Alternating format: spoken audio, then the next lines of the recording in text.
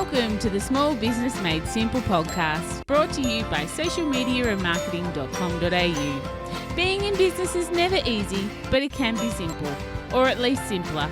Join me, your host Jen Donovan, every week where we focus on marketing, social media, and working towards simplifying your business. You with me? Let's do this. Gonna dream it big, 'cause someone out there listening. Everyone's got a voice to give, and it's time I heard you whistling, 'cause there's no point at all, in dreaming small. Why, hey there. Welcome to episode 216 of the Small Business Made Simple podcast. Today, we're going to talk about boundaries in your business. We're going to talk about marketing boundaries and some other types of boundaries in your business. So I can't wait to chat to you a little bit more about that. So thanks for tuning in and lending me your ears today. I know you have lots of choices out there, and I really do appreciate you making me one of them. If you are enjoying this podcast, though, sometimes I feel like this is very much a one-way conversation. I would love for you to take a screenshot and share it on your socials and tag me so I can get to know you a little bit more like you get to know me every single week. Or really just reach out in the DMs or via email and just say, hey, I'd love to get to know you. That would be super cool.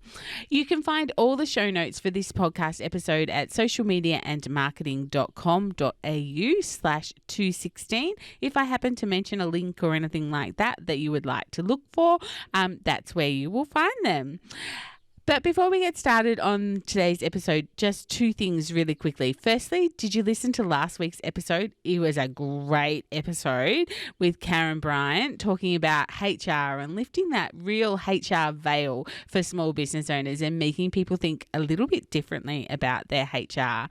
If you didn't listen to that, then head back there once you're finished here and listen to that Small Business Made Simple Gold and my chat with Karen.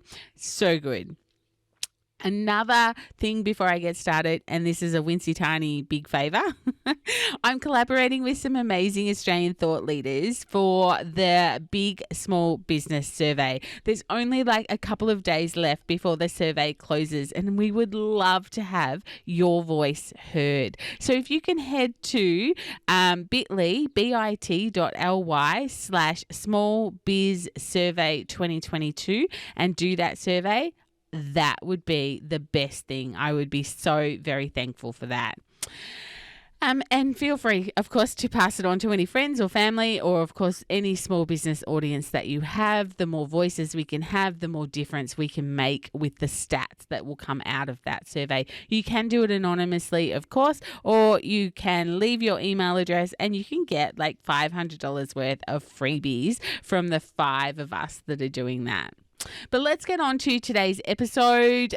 We are going to talk about boundaries. And in fact, I found myself talking about this a lot this week, or really recently, I should say, with friends, with family, including my children, with clients especially. And given the time of the year, I think it's a really great discussion for us to be having.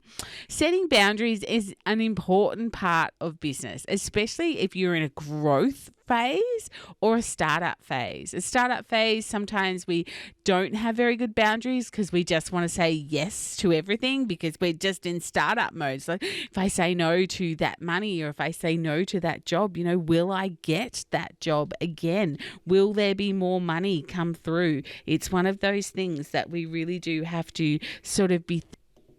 And of course, quite similarly, in a growth phase, we are like, we have to grow. We need to grow. We need more money. We need more clients. We need to do more work. Is there boundaries that need to be set? Now, I have to say straight off the bat that I am no boundary expert. And in fact, I have to call myself often on boundaries. Sometimes I find that I'm really bad at setting boundaries and I really do have to call myself on it. But I'm not coming to you as a boundary expert in inverted commas. I'm coming to you as someone that thinks this is an important conversation to be having, and I want to create some thoughts for you heading into 2023 as to what your boundaries look like in your business and whether or not they need a bit of a shake up. So I just thought I'd share my thoughts, and it might make you start to think about boundaries a little bit differently. So let's have a think, or let's have a chat about marketing boundaries. I talk a heck of a lot about showing up, about human-to-human marketing, having your audience get to know, like, and trust you, and the fact that if they can't, then, if you're not showing up for your audience, then they can't get to know, like, and trust you. They can't get to know you. So, and of course, if your competition is showing up, then they are getting to know your competition and building that trust over there. So there's boundaries to this, though, of course, as well. I definitely want you to show up, and I definitely want your audience to have the chance to get to know you, the real you, not just the work version of yourself, because people buy from people they align with, that have the same values as you, that they trust. So if your audience doesn't know these things, if they don't know what you stand for, or they haven't had the opportunity to get to know, like, and trust you, then buying from you has all of a sudden just become this huge barrier for them. So there's got to be boundaries, though, right? Like, if you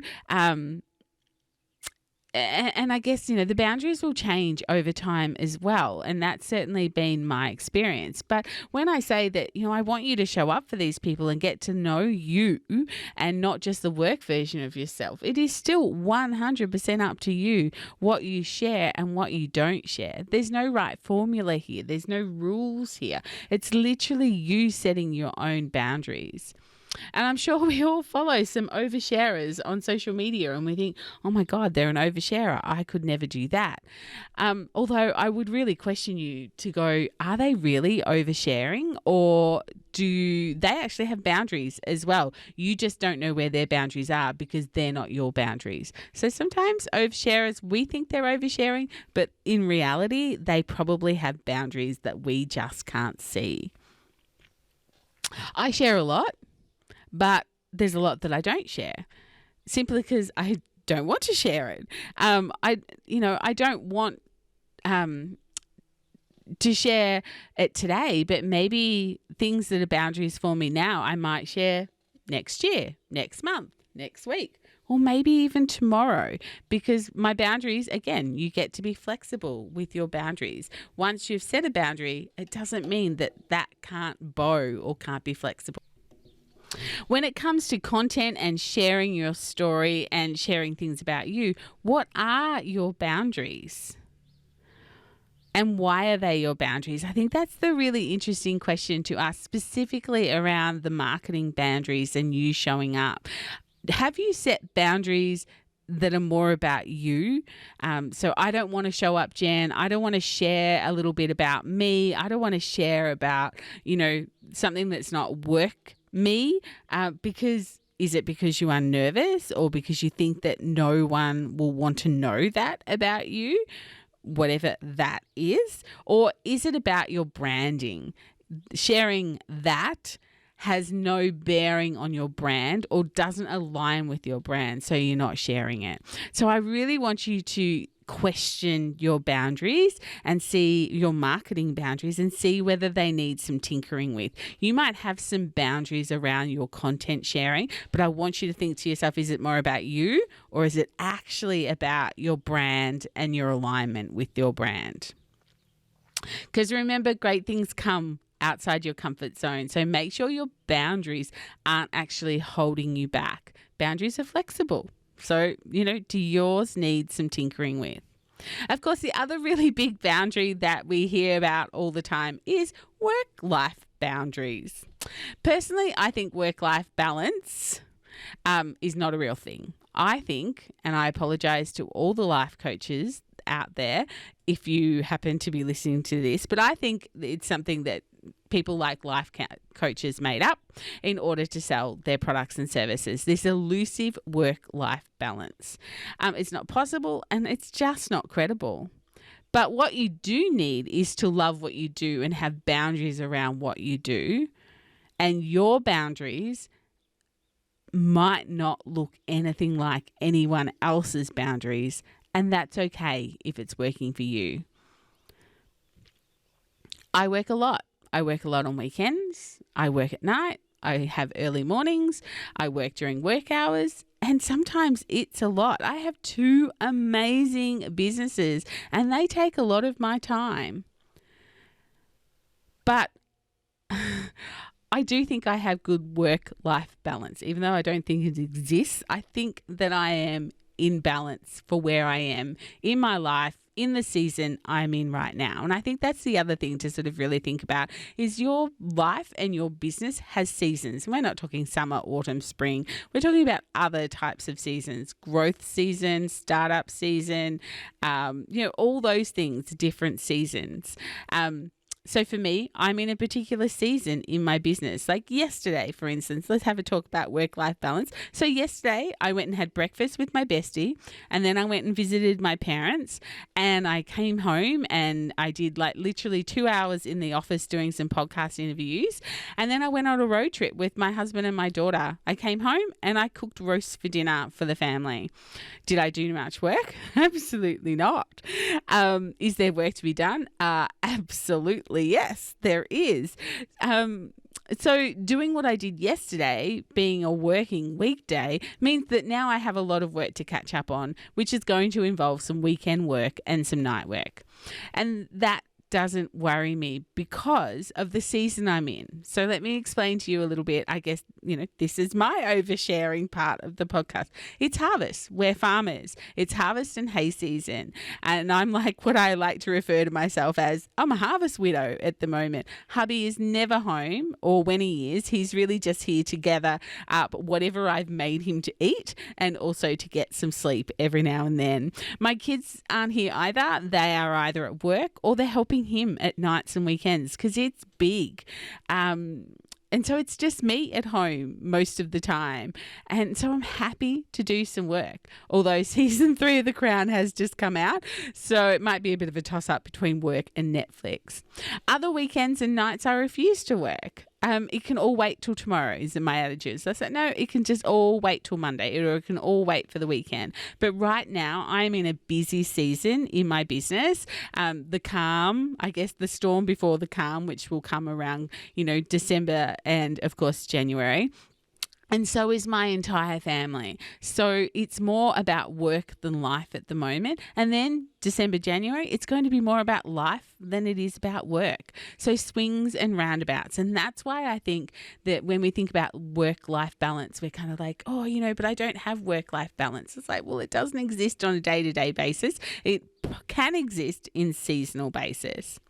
So most people go into business for themselves for some freedom, like having breakfast with besties, visiting people, traveling all day.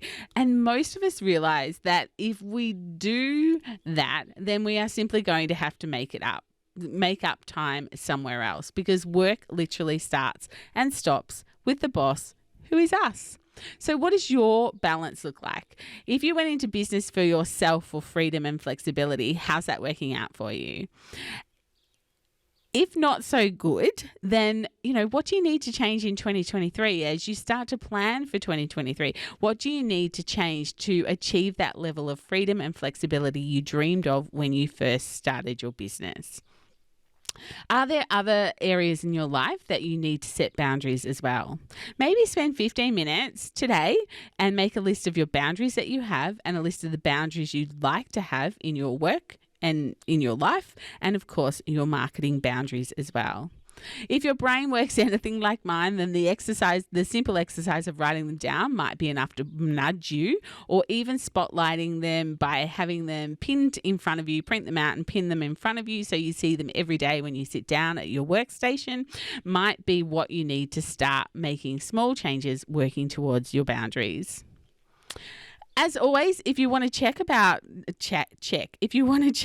setting boundaries, then perhaps we could even have a chat about them. Book a discovery call with me at bit.ly/discoverwithjen, and let's have a bit of a chat about what your boundaries look like now, and perhaps what your boundaries need to look like as you head into a brand new year, which I know we don't have to change things, and you can always make changes in your business, but there's something magical and special about starting a new year with a whole new plan or a whole new outlook in your business.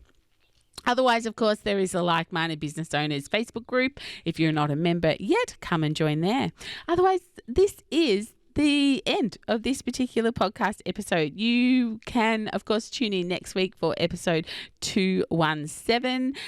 If you've got 5 minutes, can you please head over and do the small business survey at www.thebigsmallbusinesssurvey.com and share it if you can with other small businesses. That would be like one of the best gifts you can give me this year. But in the meantime, if we aren't already hanging out on social, let's get social on social. And look, after 216 episodes, sometimes I am dragging the chain with subjects and ideas. So if you have a subject or an idea for a podcast, please reach out. I would love to hear what it is. But whatever you do, remember, my small business peep, as my opening song says, there is no point in dreaming small. No time like the present. Tell it like you feel it, say it proud, be true, and let us see you for the star that you are. No point in dreaming small. I would like to acknowledge the traditional custodians of the land, the Yorta Yorta people, on which I record this podcast and conduct my business today, and pay my respects to their elders, past and present. I extend this respect to the Aboriginal and Torres Strait Islander people here with us today as well.